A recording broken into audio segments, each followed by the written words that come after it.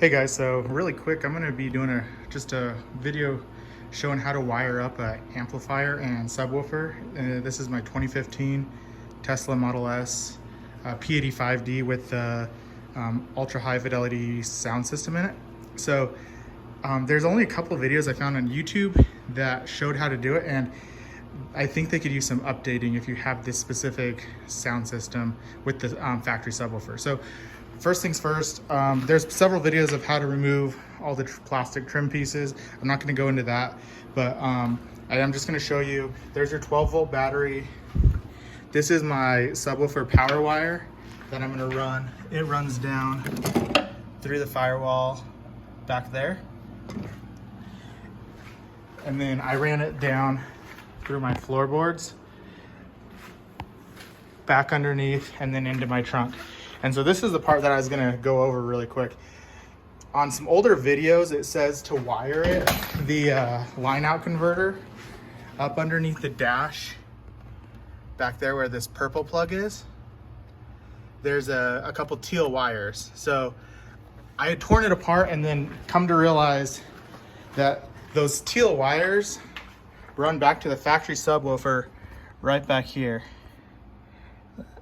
And so I was able to tie in my line out converter right into those two wires. This is the kicker one. So the benefit to this specific line out converter is all you have to do once you have them tied into your speaker wires or your subwoofer wire is you just have to ground it. And the nice thing about the Tesla is there is a bolt, this out of the way, there's a bolt right there that's already a grounding point. So you can just ground that line out converter there. You can also ground your amplifier out to that bolt as well. And that automatically kicks the line out converter on. So you don't have to run a whole separate power wire and signal wire to the line out converter. That actually will kick the line out converter on, and then you can connect your remote wire directly to your amplifier from that. So I'll list a link to this specific line out converter. I've used a couple of these a couple times now in two of my vehicles. They've worked really, really well. So instead, again, of having to run a bunch of wiring up there and then back to here, you can actually do all your wiring for your amplifier and everything in the trunk.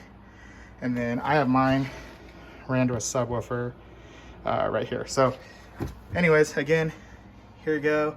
There's your connection for your line out converter, and then RCAs obviously run into the amplifier from there, and then your grounding bolt. So if you have any questions though, please don't hesitate to leave me a comment in the comment section.